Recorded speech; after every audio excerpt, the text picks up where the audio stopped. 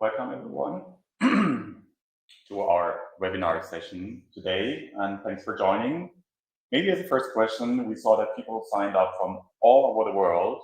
Please tell us in the chat where you are sitting right now in our country, so that we get an understanding what you're doing.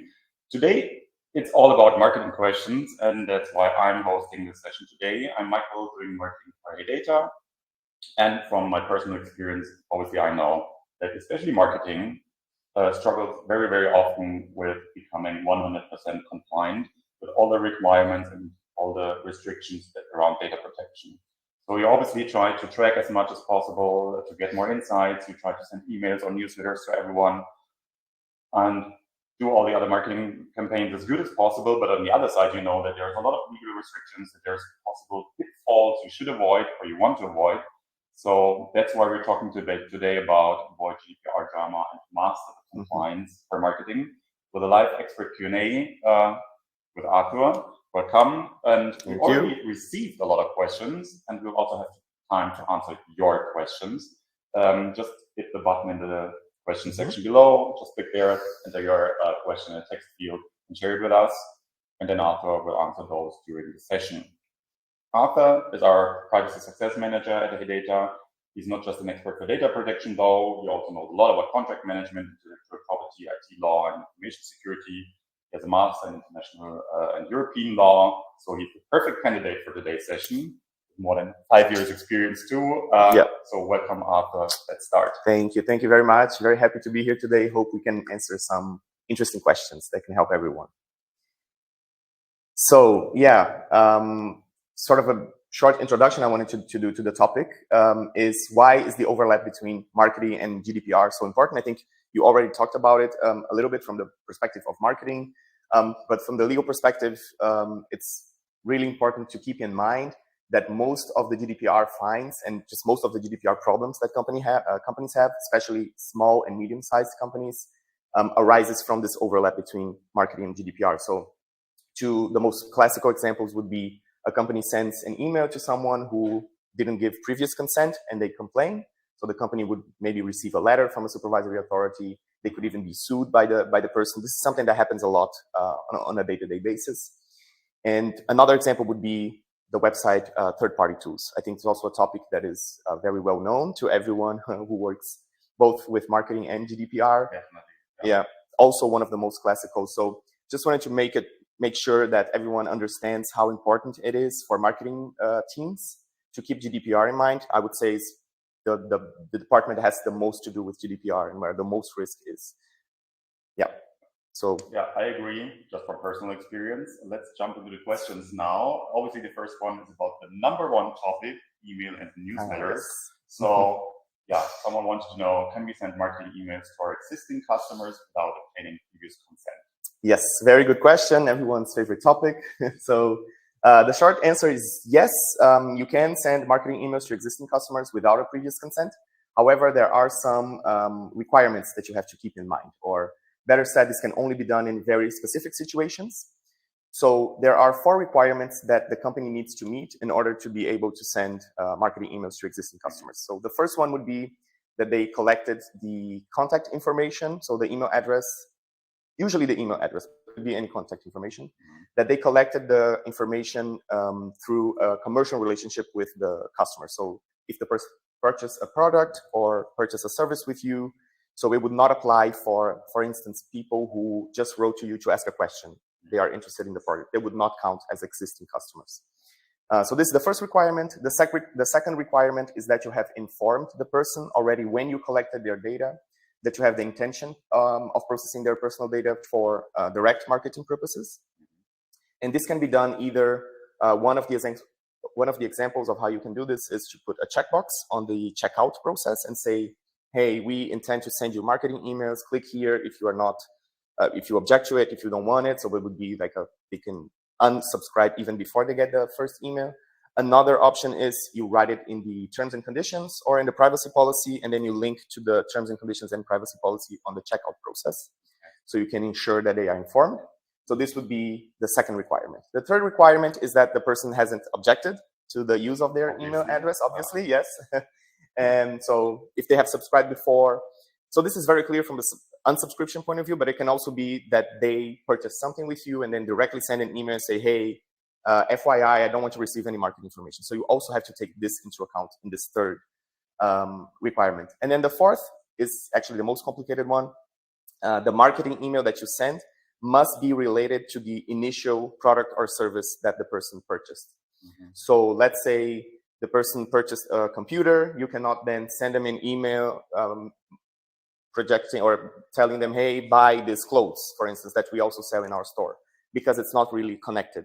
How that will be interpreted in each concrete case is naturally very subjective. So there are people who say a shirt and shoes are similar products.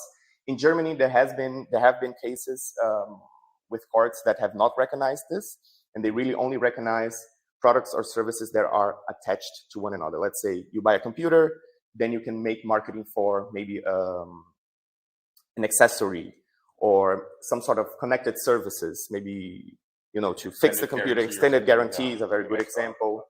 Extended very good example, exactly. So if you meet these four requirements, then it's fine. You can do it without previous consent. If you don't, then you cannot. Then only with previous consent. And one very important thing to understand here, this is actually not a rule from the GDPR itself. It is actually a rule from competition law. So in Germany, this would be the UWG. In other countries, there are other laws, but they follow sort of the same structure. So it's not really, strictly seen, it's not privacy law, it's competition law, but this is how it works. Is there kind of difference if it's just e-commerce, you buy shoes or whatever, something simple, or probably more long-term business relationships as you have those? So the duration of the relationship doesn't make a difference, but whether it's B2C and B2B does make a difference in practice. So just to be very clear, the rule is the same for B2C and B2B. There isn't actually a difference from a mere legal point of view. In practice, what happens, or what we see in our day-to-day is people complain much more when they are receiving B2C marketing. So you can imagine this as you would be much more annoyed if you receive like marketing for computer, for clothes, for that kind of stuff, as opposed to if you receive on your work email marketing for maybe some partnership that you can do, maybe a marketing agency that wants to work with you, because there's sort of more this assumption that there is an interest in the marketing. But I want to make it clear, this is just, it's a practice thing. It's in practice, the probability that someone will complain because they received an email is much, much lower in B2B, in the B2B structure. I mean, also that's kind of easier to understand. If you just buy shoes once, you don't really feel like there's a business relationship with that company, but also you have a service you use maybe every day that kind of feels different already, and it will be less annoyed. But yeah, obviously legally there's no difference. Exactly. Thanks for this. Let's jump to the next question. What are the key marketing practices we should absolutely avoid in order to prevent GDPR violations? I guess that's a really important one, especially when handling customer data. Yeah, very good question as well. I would say, especially for small companies, usually have this question because they want to sort of see, what would be the biggest risks that they could avoid. So we talked about this a little bit in the introduction. I would say it's the sending of marketing emails without consent. This is for sure the biggest problem you can do from a GDPR point of view, just because, not that it's the most serious. Of course, there are other serious GDPR sanctions that could happen, but because this is a direct relationship with the person, with the data subject. So in practice, what this means is that the chances that this data subject will make a complaint, will sue you before a court of law, or will just take steps to defend their rights is much, much bigger than with other aspects. So I would say marketing email without consent is for sure the first one. It's also from even putting aside the legal perspective, a lot of people are also simply annoyed to receive marketing emails that they didn't ask for. So yeah, I would say this is the biggest problem. And then another very common problem we see is the use of tracking or analytics tools, third-party tools on websites without previous consent. Either there is no cookie banner on the website, and we'll talk about this a little bit more in the next questions, I think. Either there's no cookie banner, or there is a cookie banner, but the analytics third parties are set on the user's device before the cookie banner is accepted or closed, which is also not fine, because you are already processing the data before the person had the chance to react to the cookie banner. So yeah, I would say those are the most. Yeah, not even technically too easy. I know this from practice too. Obviously, yeah, you know that setting this up would be crucial, but then actually doing it right, also from a technical perspective, is kind of a different challenge. And obviously, yeah, as not all marketing people are experts for how to set up things technically in a perfect way. That happens quite often. Obviously, the big fear here could also be that there's a data breach or something really severe happening, something you want to avoid to ruin your company, to give you a bad reputation. Is this something people do have questions a lot about too, or is it really more about those how to set up tracking, how to send emails, like those day-to-day business questions? I think usually it's more of a day-to-day business question because people want to avoid taking risks. And fortunately, at least with our customers, we are able to sort of give them instructions from the beginning, so they usually don't have issues with that. It doesn't end up being a huge problem. So I would say it's more, most people are more interested in doing it beforehand, having everything fixed. Anyway, exactly. So then reacting before it happens, and then exactly. And also because if you have done it and you now have problems, for instance, sometimes it happens, you've been using third-party tools on the website without consent, and then you get a letter from the supervisory authority. At that point in time, there's not really much to do because you've already, exactly, it's too late. I see that. I think the next question is another classic. Yes. Obviously, people try to give something away for data. That's always the situation that you have. You want to get some lead information, some details, acquire new addresses, and give something away for free. Obviously, we pay with our data. So is it compliant with the GDPR to ask visitors to consent to receiving a newsletter in exchange for white paper, other free content, maybe even participating in a lottery or something? Yeah, competitions, right? I know they do this a lot, or you do this a lot. Well, okay, so this one is a bit complicated, a bit complex. Strictly seen, what happens here is, or the question is, can I make the consent, or sort of a condition for the person to receive the white paper? You can only receive the white paper if you give your consent to receive the newsletter. Strictly seen, no, this would not be allowed because the consent always needs to be completely voluntary.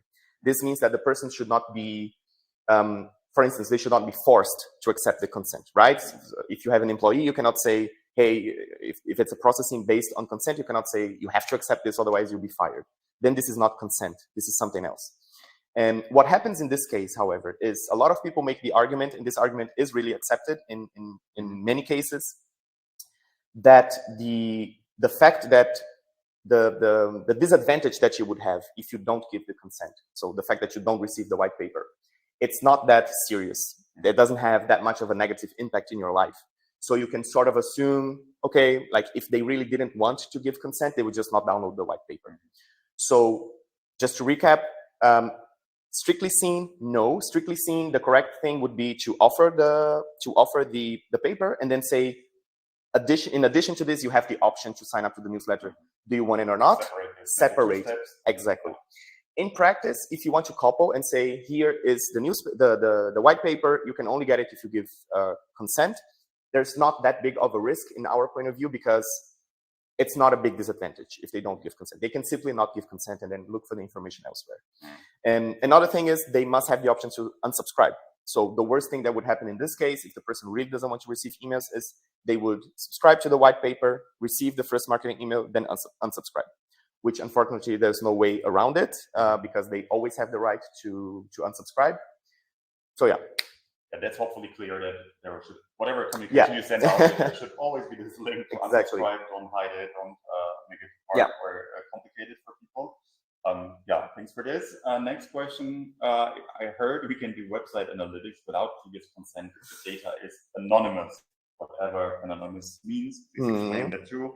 Is it correct? And what should we be careful about here? Okay, so also very interesting and complex question where the answer is not super clear. So first, anonymous data would be data that you cannot relate to an identifiable person. So for instance, an IP address is actually not anonymous. It is a personal data, even though I can't know who the person behind that IP address is by name. Like I cannot know it's Michael or Arthur that is behind that IP address. The IP address is unique to one person, to one individual. Therefore, it's a personal data.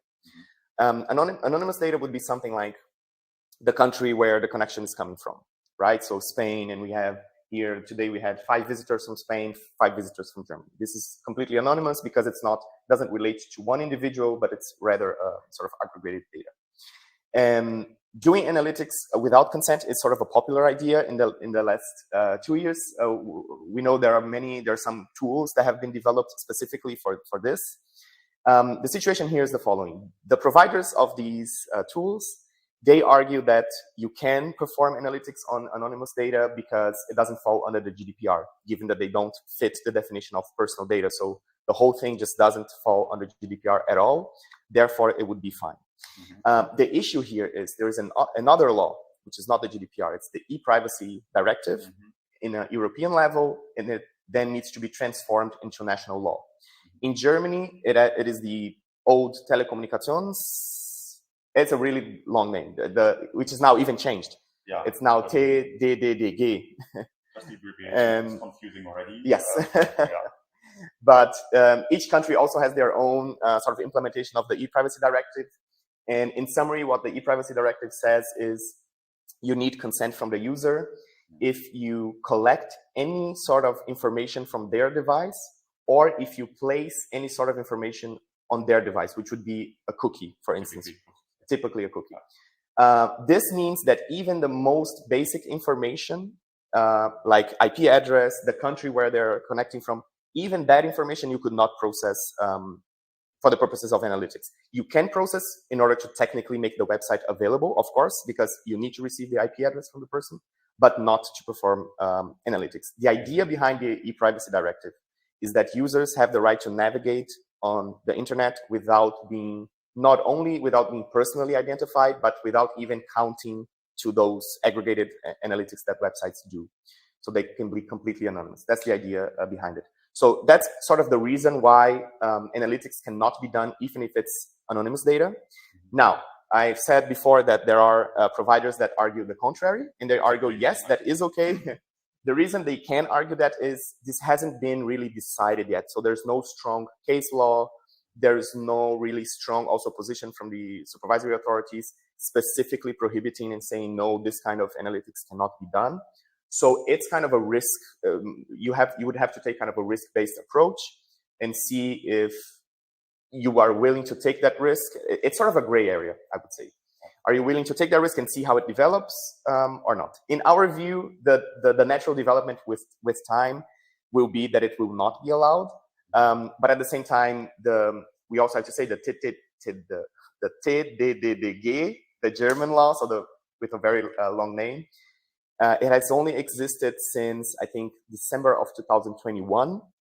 So this also means that the enforcement is still like very early stages, the enforcement of this specific law. This is also one of the reasons that so many websites are doing this kind of analytics, anonymous analytics, without any problems until now. Yeah. Thanks for the explanation. It's still kind of blurry, and obviously there's those providers with their marketing language promising you things that maybe are not correct, or maybe they are. One example, and it's our follow-up question here, is Google Ads, which claims that with enhanced conversions, you can be tracked in a way that is somehow compliant.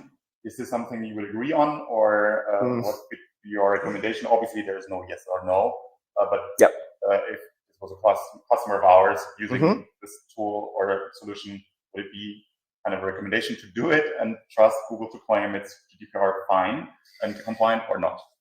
Yeah, so as I said before, there are those providers. I would say Google is one of those providers doing this with enhanced conversions, saying you can do it anonymously. The recommendation we would give to our customers is we always try to be very business oriented. So we try to give the perspective of the law and the legal requirements, which is our obligation, of course. But we also try to sort of explain to them how it works in practice and how enforcement is. Because especially with marketing, what a lot of people ask us is, how can you say let's say we cannot do tracking or analysis anonymously, but there are these 1,000 websites that I see that are doing it. So what we try to explain is sort of this disconnect sometimes that exists sometimes between the legal requirements and the legal enforcement and how it is actually being done by companies. And sort of this gray area as well, like development, it might take a little bit until this is really enforced. And I would say Google at enhanced conversions, I would say strictly seen, it's not okay. It should be used only with consent. But it's again this question of sort of risk-based approach. Maybe you say, hey, some other companies are doing it. There's still no hard no on this. So I would take the risk and be on this gray area. But our point of view from the legal perspective is this would not be allowed to be done without consent. Another thing is, because you touched on like providers saying that they are doing everything right. And yeah, obviously you should or you have to trust them in what they claim is true in a way. And like, how can you check this? Obviously with Google, it's really tough. You can't call them, check, guys, what are you doing? You claim it's compliant in whatever way. You don't track any personal data. You just track something. Yeah, how can you actually understand or follow up on this? It's kind of hard. Yeah, it's hard. So there are some legal documentations that you can turn to answer those questions. I think a really important point that I wanted to make here that we also make all the time to our customers is don't trust what providers say just at face value, because being GDPR compliant is not really a legal term. So the law doesn't foresee that a company receives, like a stamp, you are now GDPR compliant. Everyone claims it. Exactly. There's no badges or signs or just a copy that tells you we're compliant. Exactly. Trust us, fine. The GDPR has principles, and you're supposed to uphold those principles and not make mistakes, basically. So this would be the same as saying I am compliant with criminal law. It's like, yes, you are, but in each moment of your life, if you commit a crime in 5 seconds from now, then you are not compliant. Yeah. And from the perspective of cooperating with third parties, where this is really relevant is sometimes the third party will say we are GDPR compliant, and they are, like they themselves have maybe no mistakes, but you as a company using that third party as a provider for something may not be GDPR compliant. So this is a perfect example here with Google Enhanced Conversions. They will say we are GDPR compliant because they don't carry the liability for the service they provide as a data processor. So it's actually correct, but it is your cooperation with Google that is not GDPR compliant. That's a super important point. In the end, it doesn't matter what they claim. It's what you are doing, and you're responsible for what you track or what you observe. Exactly. So never trust, just trust at face value. Always check with your data protection officer if they are really GDPR compliant. Definitely. Before we jump to the next question, just a reminder, I mean, those questions were all handed in before we now hold this session. If you have more questions or want to go deeper into what Arthur just answered, please let us know. You can still use the questions tab to hand in more questions that we'll answer right away. But there's another one we already got before, and this is kind of more complex, but again, with Google Analytics. What specific steps should we take to ensure that our use of tracking tools like Google Analytics or Facebook or other pixels are with GDPR, especially regarding consent and transparency? Okay. So let's do this very practice-oriented. What you need to do in order to integrate that into your website, first of all, is to only do it with consent. So what you just said about the technical difficulty, you need to set it up. It's also not my area of expertise, how you program that on the website, but you have to set it up in a way that the tools are only activated after the person has accepted the cookie banner. And if they say they don't accept, then they are not activated at all. This would be the first step. Then would be to describe the tools in the cookie banner. So most cookie banner solutions, what they will have, most of them will even do this automatically, is you add the third party, and then they have this thing where they give the name of the cookie, the duration of the cookie, and then the purpose. Sometimes you have to sort of adjust some things manually, some information that they don't have. But yeah, this is also very important so that the information is clear on the cookie banner, because people have transparency when they are giving their consent. This is an important topic to talk about when you are choosing a cookie banner solution as well, because not all of them will offer this possibility of giving the details, and this is really needed. So it is an obligation. And then the last step would be to adjust your privacy policy so that you can mention in your privacy policy what are the third-party tools that you are using on the website, and then you would also mention Google Analytics, Facebook Pixel, etc. So super short again, obviously, just track once you got the consent and not before that. I guess it's technically not always done right when you look at some pages.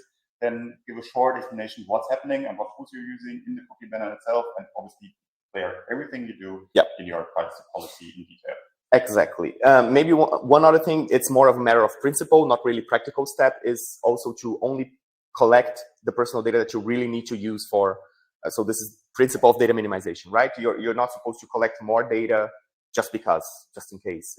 You're supposed to only collect the data that you really need to achieve that purpose. So if the purpose is to do analytics, then collect only the data that you need for the things that you are looking for, and not just every possible.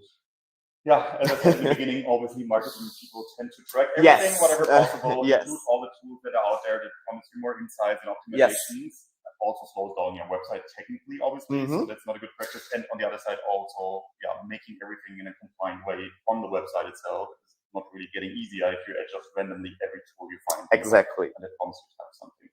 Yeah. One example that follows up here is the next question, but maybe also more general. Obviously, Google reCAPTCHA is used very often, but there's a lot of other external or third-party tools embedded on your website or on your page. Yeah, how can you make this compliant? Because obviously they also then get some information if you use Google reCAPTCHA or just embed a YouTube video, or I don't know what other experiments also you can do there. So what do you have to take into account here? Yeah, so as you can see from our questions, Google can sometimes be a bit problematic if you don't do it right. So Google reCAPTCHA is a bit problematic from a GDPR point of view. The reason here is when you integrate reCAPTCHA into your website, Google collects more information from the user than they actually would need just for the purposes of the reCAPTCHA. So I don't know exactly what type of what specific data points they collect, but they collect more than is actually needed, and it's thought they might use it for analytics. So the issue here would be, in theory, you would solve this by making Google reCAPTCHA consent-based. So only if the person accepts will Google reCAPTCHA process their data. The problem here is Google reCAPTCHA is supposed to stop spamming, right? Stop robots from using your website. So if you make a consent-based, show additional content, maybe a nice YouTube video. Obviously, you don't need that, but it would be nice to watch. And then you have those banners like, I want to see it. Then it's not video. Fine, but reCAPTCHA is a different purpose. Yes. Yeah, you need it. And if for everyone to prevent exactly, if you make it spam-based, then the bots would simply not so it would not meet its purpose. So the solution, the practical solution that we suggest to our customers is to just use another tool. We know of one tool called Friendly CAPTCHA. Yeah, Friendly CAPTCHA, I think it's called. That is based in Europe. That's also a thing. That's completely other topic, but also important because Google is in the US. And they don't process more data than necessary. So yeah, Google reCAPTCHA is maybe not that serious. We don't see a lot of fines against this or people complaining, but it is problematic from a GDPR point of view, and we would recommend to change into a more friendly provider, because it could happen that there are problems. Last year, for instance, there was a court in Munich that gave damage compensation of 150 euros to a user because the website had used Google Fonts on the website, and it was exactly the same issue. Google Fonts is used to load the fonts, but Google processes more data than necessary, and then so it's just as I said, not a huge problem maybe, but if you can change to a more friendly alternative, why not? Then it's one risk less. Yeah, obviously one advice is here. Obviously, Google is not the best option to go to. It's US-based, and obviously their business is tracking people. Posting fonts, for example, or whatever else is possible on your own service is more secure. But obviously also using European vendors is a good advice. Yes. Why is it such a difference between Europe and the US choosing marketing tools? In short terms, the GDPR foresees that, so there are countries outside of the European Economic Area, which is where the GDPR applies, that are considered as equivalent. So they would have the same level of data protection as Europe. And there are others that are considered third countries. So they are considered as not offering the same level of protection as it is offered in Europe or in the European Economic Area.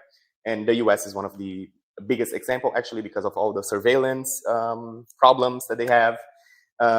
Yeah, so that's why you should always prefer an European based provider as opposed to a US based. Whenever that is possible. Obviously. Whenever it's possible, exactly. One last question, still up for the community questions. If there are any, how have recent GDPR fines and enforcement actions impacted marketing practices, and what new trends should we be aware of? So yeah, there are two interesting trends I wanted to sort of mention today. I'll do it shortly because they are not. We also talked about them in between the answers today. So one would be when we talked about the white paper example, we talked about how consent needs to be voluntary, and there's this discussion of is making a white paper coupled to consent, is that problematic? So the discussion is happening there. One place where this discussion is happening and is really interesting is with Facebook. Because until now, Facebook so how Facebook works or Instagram works, for those of you who don't know, is they are actually a marketing platform where the users feed the content. So what happens there is they process our personal data in order to provide targeted advertisement. And before, they used to do this based on consent. So they would say, or based on the contract, you would say, if you use Instagram, then this is part of the service that we offer you. It was part of the terms and conditions. That's what they claimed, yeah. That's what they claimed before. Then there was a judgment by the European Court of Justice where they said, hey, you cannot do it like this. It's marketing, it has to be consent. And then they changed it to this new approach. You might have seen it on your own Instagram page where either you can subscribe to Instagram, I don't know even what it's called, Instagram Pro, whatever. You pay for it and then you don't get tracked. Or you don't pay and you still get tracked. So this is the same problematic. What they want to do is to say, if you want to, as you say, I give you the white paper, you give me your data for newsletter. What they say is, I give you this beautiful app with stories and reels, and you give me the data to perform analytics and which is a thing that also targeted ads. News websites do. Yes. So they give you the option, you can pay now to see this article, or you pay with your data or tracking. Yes, and then the discussion with Instagram is, it's not that serious if I can't use a website because I want to stay anonymous. But if I can't use Instagram or Facebook, it's really, the courts see this as really, or data protection people, I personally also see this as much more problematic than the white paper or the news website example, because you would exclude people who either cannot pay or do not want to be tracked, or people who cannot pay need to be tracked. So they basically lose their right to being anonymous. So yeah, this was one. The other one was code mailing, which is basically sending marketing emails to customers who have not received. This also a very hot topic at the moment. Yeah, or always is. Those would be, I think, the two trends that I would pay attention to. We're a little bit over time. Thank you so much. At least I learned a lot. It's really tough right through all marketing questions that we got beforehand. Thank you everyone for joining today and sending us all those questions. I do hope we really did answer all of them. If there are still any questions, please feel free to get in touch. Arthur is obviously still here. We are happy to help wherever we can. And everyone now, thanks for joining. You will also receive a recording of this webinar in a minute to catch up. Thanks again and have a great day. Thank you.